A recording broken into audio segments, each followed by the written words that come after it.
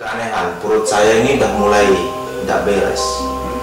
Dan benar saja setelah selang beberapa menit, ini perut saya ini rasa seperti disayat-sayat gitu ya.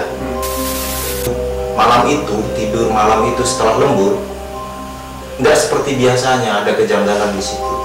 Katanya waktu saya tidur katanya seperti pindah ke sana atau loncat ke sana, loncat ke sini. Tapi yang saya rasakan itu nggak seperti itu. Perasaan saya normal biasa aja. Tapi keanehan itu teman-teman saya yang melihat atau yang merasakan itu kan. Di situ saya baru tahu. Di situ saya baru tahu kalau memang betul seperti yang beliau katakan, yang ngobatin saya tadi, bahwa barang ini udah ikut saya dari mulai tadi malam.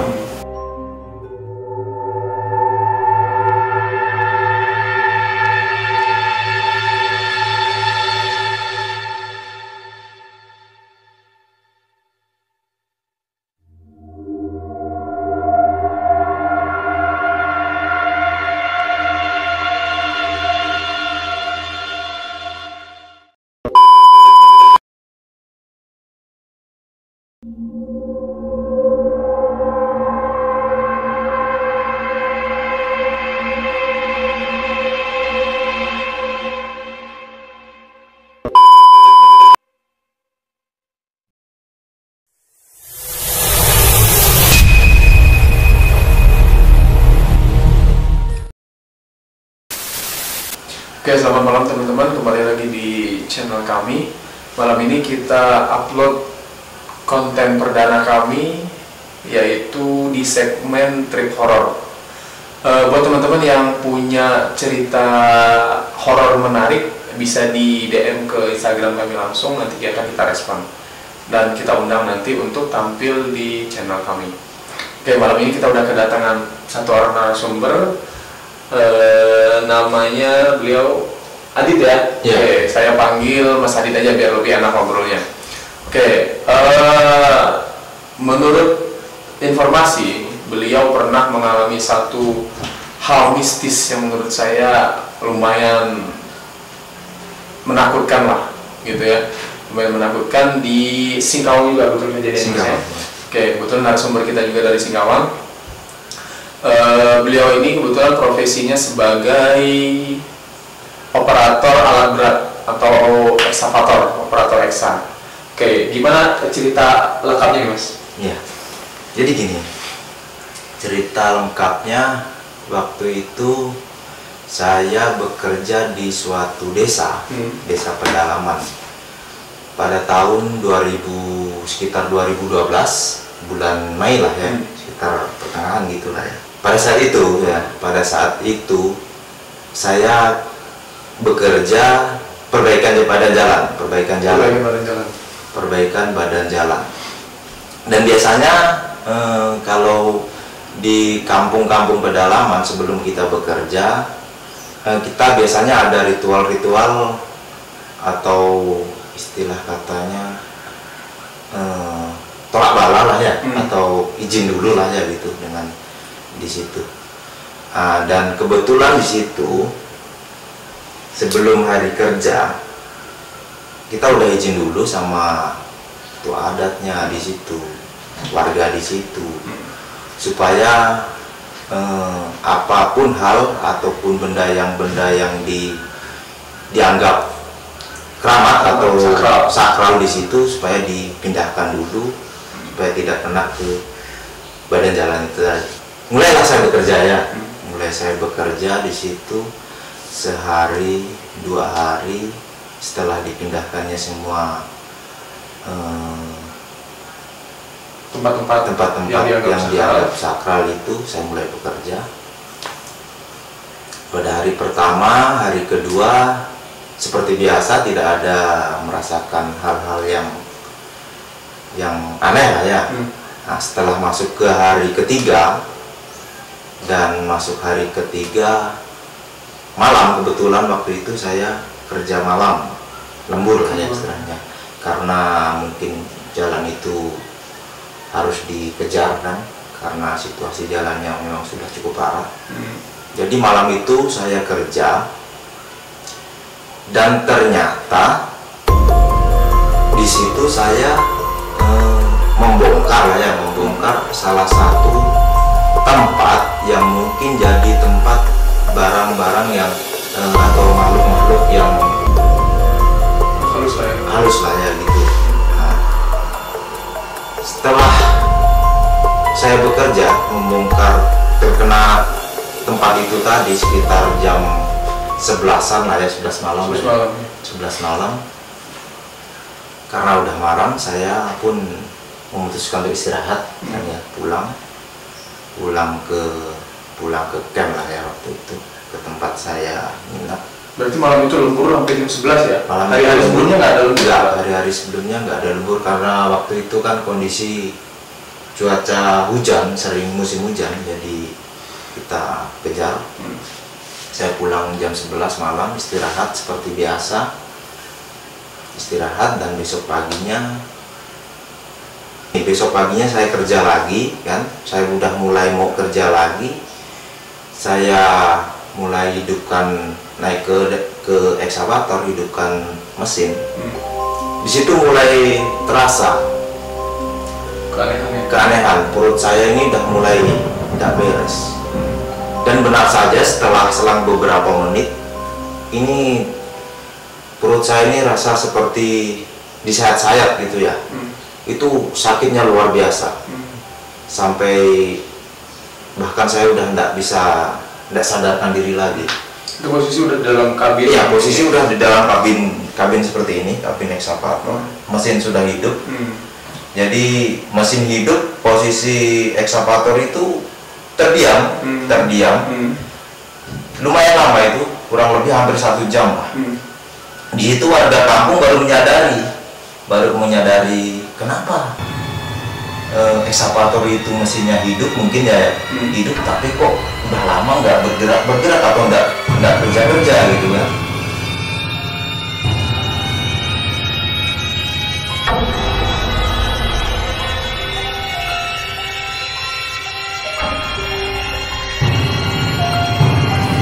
Tidak lama kemudian warga kampung setempat mulai berdatangan melihat saya. Kondisi saya udah lemes lah ya, tidak sadarkan diri lah ya. Sadar, cuma kondisi udah lemes lah, tidak bisa bertahan lagi karena dia nyerang saya itu posisinya setiap 10 menit sekali. Yang saya rasakan itu mulai lagi bersayat saya.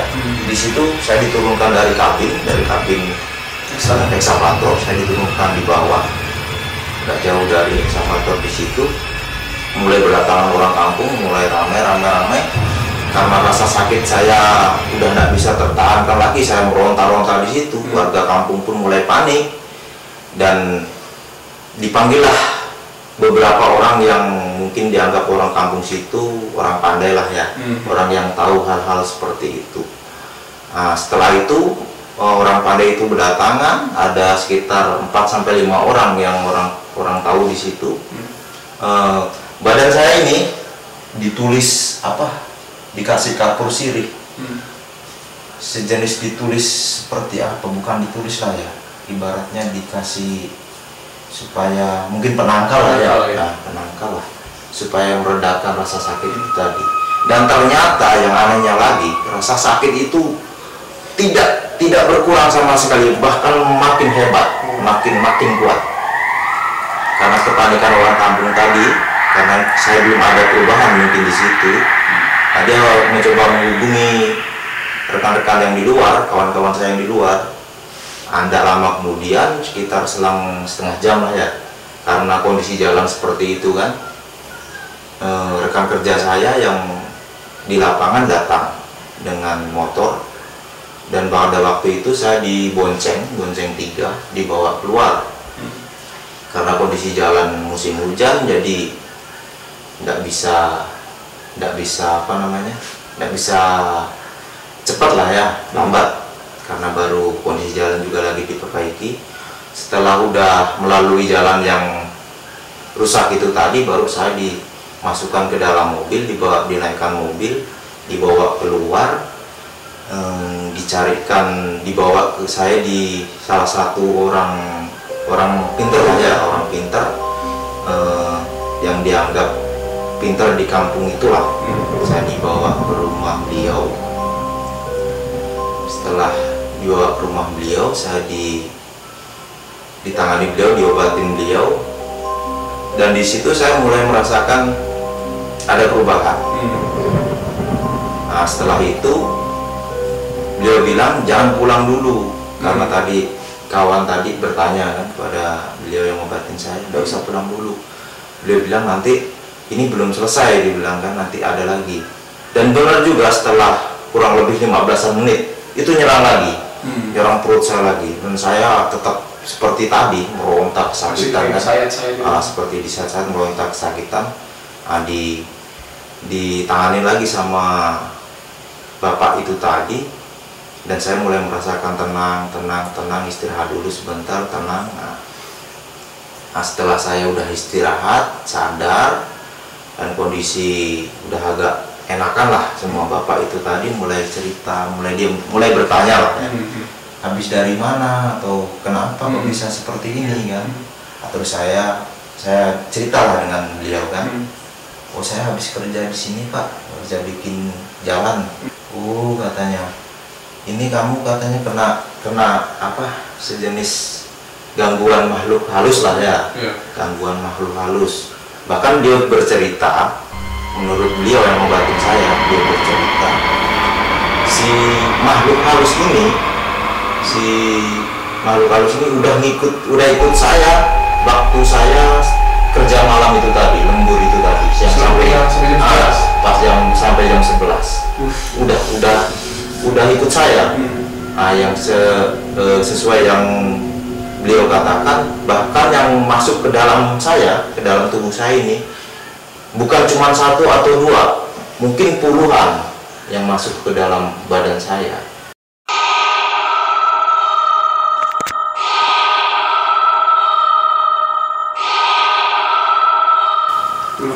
Iya, puluhan.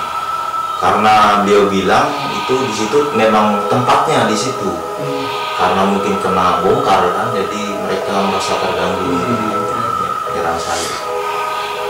Setelah itu saya udah rasa badan saya udah betul-betul segar lah ya, enakan. Saya pulang lagi ke camp, pulang lagi ke tempat saya istirahat malam itu kan, ke camp saya.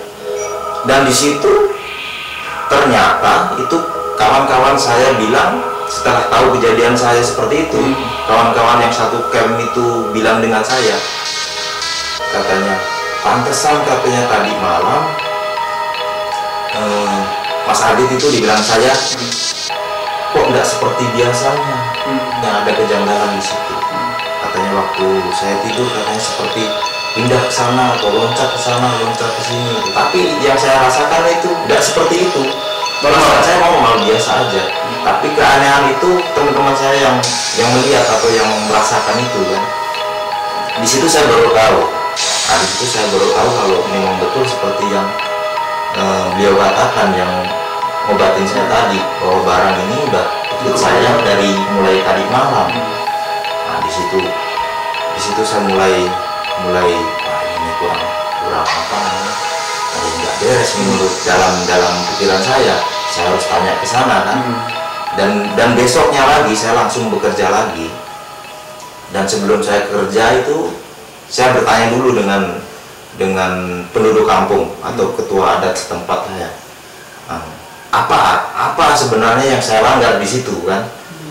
Nah, kebetulan di situ beliau-beliau itu termasuk pengurus adatnya di situ, dia menyampaikan permohonan maaf lah ya istilahnya, karena memang ada yang terlupakan di situ. Ibarat kata apa namanya, ada benda yang dikeramatkan di situ yang terlupakan. Yang lain, karena yang lain udah dipindahkan, jadi yang satu ini yang kebetulan kena garuk eksa itu tadi belum sempat dipindahkan atau terlupakan gitu, jadi terbongkar. Nah, beliau di situ menyampaikan permohonan maafnya. Nah, itu beliau jelaskan kalau barang itu sejenis apa istilahnya, barang yang dikeramatkan, sejenis tumbuhan kayu lah, kayu. Pokoknya istilahnya yang dikeramatkan lah menurut beliau di situ. jenis kayu ya. Sejenis kayu di situ. Dan setelah itu, setelah merasakan kejadian yang luar biasa itu, jadi mulailah saya situ berpikirkan, apa memang itu makhluk halus itu memang di situ betul-betul terganggu, ataukah memang saya yang ibaratnya salah gitu kan. Nah, memang pada dasarnya barang itu menurut beliau-beliau yang di situ, mereka yang di situ memang ada. Cuman karena barang itu udah lama, jadi ibaratnya sudah udah nggak terurus mungkin. Nah, karena udah dia ditumbuhi batang-batang seperti bambu kan gitu, jadi lewat lah gitu kan. Nah, jadi ya seperti itulah, pas pembersihan kelewat ya berarti. Pas pembersihan terlewat karena udah ada batang bambu segala macam. Jadi kebetulan kepala adat yang baru itu mungkin dari kepala adat yang lama mungkin tidak disampaikan atau memang terlupakan di situ. Oke, berarti ini Mas, pas kejadian